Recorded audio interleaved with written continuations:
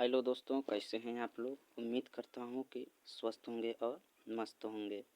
दोस्तों, आज के हम इस वीडियो में भारत का भूगोल टॉपिक से 20 प्रश्नों का अध्ययन करेंगे।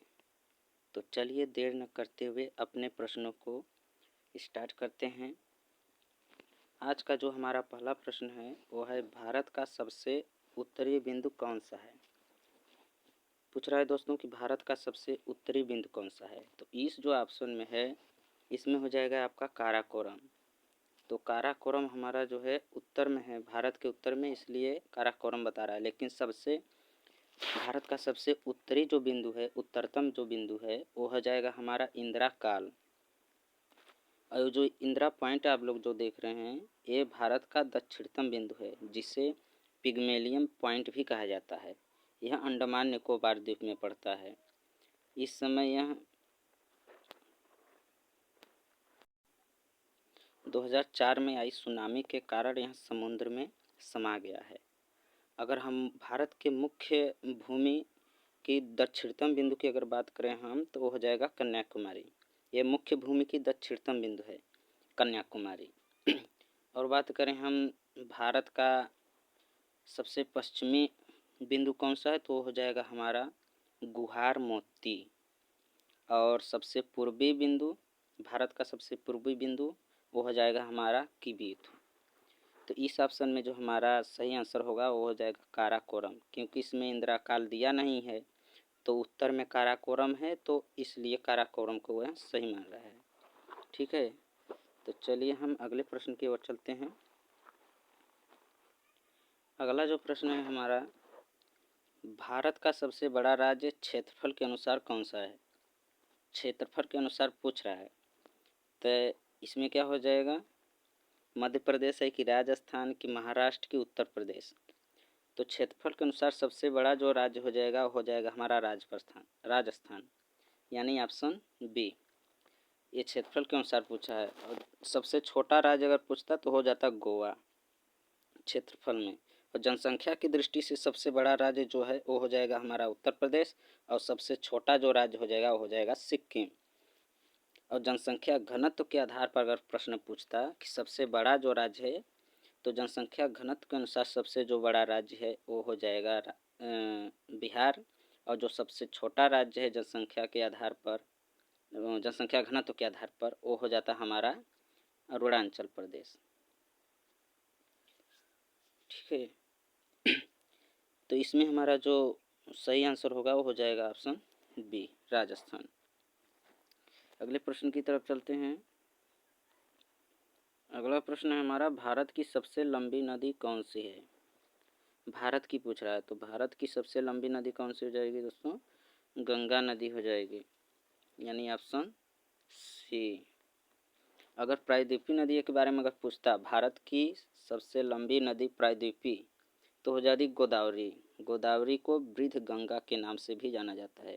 यह दक्षिण भारत की नदी है। कौन सी नदी, गोदावरी नदी। तो भारत की सबसे लंबी नदी, पूरे भारत की पूछ रहा है, तो भारत की सबसे लंबी नदी गंगा नदी, और प्रायद्वीपीय सबसे बड़ी लंबी नदी वो हो जाती है गोदावरी, जो दक्षिण भारत में है। तो दक्षिण भारत की पूछ ले या तो फिर प्रायद्वीपीय नदी पूछ ले, तो क्या हो जाता, गोदावरी नदी। तो गोदावरी नदी को क्या कहा जाता है, वृद्ध गंगा के नाम से भी जाना जाता है। तो इसमें जो हमारा सही आंसर हो जाएगा वो हो जाएगा गंगा नदी। चलते हैं अगले प्रश्न की तरफ। अगला प्रश्न है हमारा, भारत का सबसे ऊंचा पर्वत शिखर कौन सा है। भारत की पूछ रहा है, तो भारत का इसमें हो जाएगा कंचनजंगा, यानी ऑप्शन बी। माउंट एवरेस्ट, ये तो पूरे विश्व का सबसे ऊंचा पर्वत शिखर है। ये कहाँ पड़ता है, माउंट एवरेस्ट, ये नेपाल में पड़ता है। तो पूरे विश्व का, यानी विश्व का सबसे ऊंचा पर्वत शिखर कौन सा है, तो हो जाएगा माउंट एवरेस्ट। यह कहाँ पड़ता है, तो नेपाल में पड़ता है। इसमें पूछा है कि भारत का सबसे ऊंचा पर्वत शिखर कौन सा है, तो इसमें जो है वो हो जाएगा कंचनजंगा। चलते हैं दोस्तों अगले प्रश्न की तरफ। अगला जो प्रश्न है हमारा, थार का मरुस्थल भारत के किस राज्य में स्थित है। तो थार का मरुस्थल जो है वो सभी लोग जानते हैं किस में है, राजस्थान में, यानी ऑप्शन डी हमारा हो जाएगा। और विश्व का सबसे बड़ा मरुस्थल कौन सा है? तो विश्व का सबसे जो बड़ा मरुस्थल है वो हो जाएगा हमारा सहारा मरुस्थल। और सहारा मरुस्थल कहाँ है? तो अफ्रीका में है, उत्तरी अफ्रीका में पड़ता है सहारा मरुस्थल। और अफ्रीका में ही है एक और मरुस्थल जिसका नाम है कालाहारी मरुस्थल। ये दक्षिणी अफ्रीका में पड़ता है। उत्तरी अफ्रीका में सहारा मरुस्थल और दक्षिणी अफ्रीका में कालाहारी मरुस्थल। तो सब संसार का सबसे बड़ा मरुस्थल कौन सा हो जाएगा? सहारा मरुस्थल। ठीक है, तो इसमें जो हमारा सही आंसर हो जाएगा वो हो जाएगा राजस्थान। थार का जो मरुस्थल है वो हो जाएगा राजस्थान में, ये भारत में है। ठीक है, अगला प्रश्न जो है हमारा, अगला प्रश्न जो है, भारत की सबसे लंबी तटीय रेखा वाला राज्य कौन सा है? तटीय रेखा वाला राज्य पूछ रहा है, भारत की सबसे लंबी तटीय रेखा वाला राज्य। तो इसमें जो हो जाएगा गुजरात। जो 9 राज्य समुद्र तट से लगे हुए हैं। भारत के तट से 9 राज्य सटे हुए हैं। तो जो सबसे बड़ा जो तट वाला राज्य है वो हो जाएगा हमारा गुजरात, यानी ऑप्शन डी। अगर द्वीपों सहित अगर बात करता, भारत को छोड़कर द्वीपों सहित मतलब, तो वो हो जाता अंडमान निकोबार द्वीप समूह। तो इसमें पूछा है जो 9 राज्य जो सटे हुए हैं भारत से समुद्र तटीय से, तो इसमें जो सबसे बड़ा हो जाएगा हमारा गुजरात। तो ऑप्शन इसमें क्या हो जाएगा? ऑप्शन डी इसमें सही हो जाएगा। अगर द्वीपों की पूछता तो अंडमान निकोबार हो जाता, और गुजरात के बाद अगर दूसरे नंबर पे है तो हो जाता हमारा आंध्र प्रदेश। ठीक है दोस्तों, और पूरे यानी पूरे द्वीपों सहित तट की लंबाई तो वो हो जाता है 75 से 16.6 किलोमीटर, यानी 75 से 16.6 किलोमीटर। ये क्या है? पूरा द्वीपों सहित ये लंबाई है, तट रेखा की लंबाई है। अगर मुख्य भूमि की अगर बात करता कि मुख्य भूमि की लंबाई कितनी है तट में, तो वो हो जाता हमारा 6100 किलोमीटर। तो इसमें जो हमारा सही आंसर हो जाएगा वो हो जाएगा गुजरात। ठीक है दोस्तों, चलते हैं अगले प्रश्न की तरफ। 7वां है, भारत का सबसे बड़ा पठार कौन सा है? भारत का सबसे बड़ा पठार कौन सा है? तो भारत का जो सबसे बड़ा पठार है वो हो जाएगा दक्कन का पठार, यानी ऑप्शन बी इसमें सही हो जाएगा। अगले प्रश्न की तरफ चलते हैं। अगला प्रश्न है हमारा, भारत की सबसे बड़ी झील वो भी कौन सी झील? मीठे पानी की। तो भारत की सबसे बड़ी झील यानी मीठे पानी की कौन सी है? तो वुलर झील हो जाएगा। कौन सा झील हो जाएगा दोस्तों? वुलर झील। और ये कहाँ पड़ता है? जम्मू कश्मीर। ठीक है, अगले प्रश्न की तरफ चलते हैं। अगला प्रश्न है हमारा, कौन सी नदी बंगाल की खाड़ी में गिरती है? तो कौन सी नदी बंगाल की खाड़ी में गिरती है दोस्तों? गंगा नदी, यानी ऑप्शन सी। ये जो नदी है बंगाल की खाड़ी में गिरती है, और बाकी नर्मदा, ताप्ती और माही ये अरब सागर में गिरती हैं। ये पश्चिम की तरफ बहती हैं, और ये जो गंगा नदी है ये पूरब की तरफ बहती हैं, और पूरब की तरफ बन करके बंगाल की खाड़ी में गिरती हैं। ठीक है, अगले प्रश्न की तरफ चलते हैं। अगला प्रश्न जो हमारा, भारत का सबसे अधिक वर्षा वाला स्थान कौन सा है? भारत में सबसे अधिक वर्षा किस स्थान पर होता है? कि कहाँ होता है? दार्जिलिंग में होता है कि चेरापूंजी में कि शिलांग में कि कोहिमा में? तो सबसे अधिक वर्षा जो भारत में होती है वो होता है चेरापूंजी। और चेरापूंजी किस राज्य में है? तो मेघालय, जिसकी राजधानी क्या है? शिलांग। अगले प्रश्न की तरफ चलते हैं। अगला जो प्रश्न है हमारा, अरावली पर्वत श्रृंखला किन राज्यों में फैली है? अरावली जो पर्वत श्रृंखला है ये किन राज्यों में फैली हुई है? तो 2 राज्यों में फैली हुई है दोस्तों। कौन कौन सा है वो राजस्थान है और हरियाणा।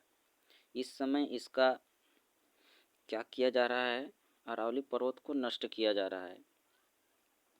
पता नहीं सरकार की क्या मंशा है कि अरावली पर्वत को नष्ट किया जा रहा है। जबकि यहाँ सबसे पुरानी विश्व की सबसे पुरानी पर्वत श्रृंखला कौन सी है? तो अरावली पर्वत, और कहाँ है? हमारे भारत में। लेकिन आज इसको क्या किया जा रहा है? नष्ट किया जा रहा है। और भारत की सबसे नवीन युवा पर्वत श्रृंखला कौन है? तो हो जाएगा हिमालय पर्वत, जो हमारे भारत में ही है। अगला जो प्रश्न है हमारा, भारत का सबसे बड़ा डेल्टा कौन सा है? भारत का पूछ रहा है, तो गंगा डेल्टा हो जाएगा इसमें ऑप्शन ए क्या हो जाएगा? सही हो जाएगा हमारा। और विश्व का अगर पूछा तो विश्व का सबसे बड़ा डेल्टा सुंदरवन डेल्टा, जो भारत में ही है, गंगा डेल्टा। ठीक है, गंगा और ब्रह्मपुत्र नदियाँ, ये दोनों नदियाँ मिलकर के सुंदरवन डेल्टे का निर्माण करती हैं। ठीक है, और ये है कहाँ है? भारत में। और विश्व का सबसे बड़ा डेल्टा है कौन? सुंदरवन डेल्टा, विश्व का सबसे बड़ा डेल्टा। और इन दोनों इस डेल्टा का निर्माण कौन कौन सी नदियाँ मिलकर के करती हैं? तो ब्रह्मपुत्र और गंगा नदी। अगले प्रश्न की तरफ चलते हैं। अगला जो प्रश्न है हमारा, भारत का मानक समय किस देशांतर रेखा पर आधारित है? मानक समय क्या होता है दोस्तों? एक मानक समय रखा गया है जहाँ से पूरे भारत में समय का निर्धारण किया जाता है, यानी कि सभी जगह वहीं से समय को निर्धारित किया जाता है। तो यह किस जगह से निर्धारित किया गया है? तो इसमें जो दिया है ऑप्शन ए 82.5 पूर्वी देशांतर से, जो इलाहाबाद के नैनी से होकर के गुजरती है। ठीक है दोस्तों, और ये 5 राज्यों से होकर के लगभग गुजरती है। कौन? भारत का मानक समय। और कहाँ से गुजरती है ये? 82.5 पूर्वी देशांतर से और इलाहाबाद नैनी से होकर के। ठीक है, अगले प्रश्न की तरफ चलते हैं। अगला जो प्रश्न है हमारा, भारत का सबसे बड़ा द्वीप कौन सा है? तो इसमें हो जाएगा हमारा कौन सा है? सबसे बड़ा द्वीप पूछ रहा है, भारत का द्वीप। तो सबसे बड़ा द्वीप हो जाएगा माजुली द्वीप, यानी ऑप्शन बी हमारा इसमें सही हो जाएगा। चलते हैं अगले प्रश्न की तरफ। अगला जो प्रश्न है हमारा, कर्क रेखा भारत के कितने राज्यों से होकर के गुजरती है? तो कर्क रेखा भारत के कितने राज्यों से होकर गुजरती है दोस्तों? 8 राज्यों से। आप लोगों को, सभी लोगों को पता होगा कि कर्क रेखा जो है हमारे भारत के 8 राज्यों से होकर के गुजरती है। और इसमें सही ऑप्शन क्या हो जाएगा? Option C. जो कर्क रेखा दोस्तों है, ये भारत के बीचों बीच यानी मध्य से होकर के गुजरती है। 23.5 अंश उत्तरी अक्षांश रेखा को क्या कहते हैं? कर्क रेखा कहते हैं। कर्क रेखा भारत के 8 राज्यों से होकर के गुजरती है। और वहाँ कौन कौन से राज्य हैं? तो हो जाएंगे गुजरात, राजस्थान, मध्य प्रदेश, छत्तीसगढ़, झारखंड, पश्चिम बंगाल, त्रिपुरा और मिजोरम। इन्हीं 8 राज्यों से होकर के कर्क रेखा गुजरती है। ठीक है, अगले प्रश्न की तरफ चलते हैं। अगला जो प्रश्न है हमारा, नीलगिरी पर्वत किन दो पर्वत श्रृंखलाओं को जोड़ता है? कह रहा है कि नीलगिरी पर्वत 2 पर्वत श्रृंखलाओं को जोड़ता है भाई। कौन कौन से वो पर्वत हैं? यानी पूर्वी और पश्चिमी जो घाट है, पूर्वी और पश्चिमी जो घाट हैं जहाँ पर मिलते हैं, वहीं पर नीलगिरी पर्वत स्थित है। यानी कि इसमें ऑप्शन कौन हो जाएगा हमारा सही? ऑप्शन बी, पूर्वी और पश्चिमी घाट को जोड़ता है। कौन? नीलगिरी पर्वत। कर्नाटक और तमिलनाडु में इसके भाग कुछ होते हैं जहाँ पे चंदन की लकड़ी पाई जाती है। ठीक है, अगले प्रश्न की तरफ चलते हैं। अगला जो प्रश्न है, भारत की सबसे लंबी सुरंग किस राज्य में है? सुरंग की बात कर रहा है, तो भारत की सबसे जो लंबी सुरंग है वो हो जाएगा जम्मू कश्मीर राज्य में है। ठीक है, ऑप्शन सी इसमें हमारा सही आंसर हो जाएगा। भारत की सबसे लंबी सुरंग किस राज्य में है? तो हो जाएगा जम्मू कश्मीर। अगला जो प्रश्न है हमारा, भारत की सबसे दक्षिणी बिंदु कौन सा है?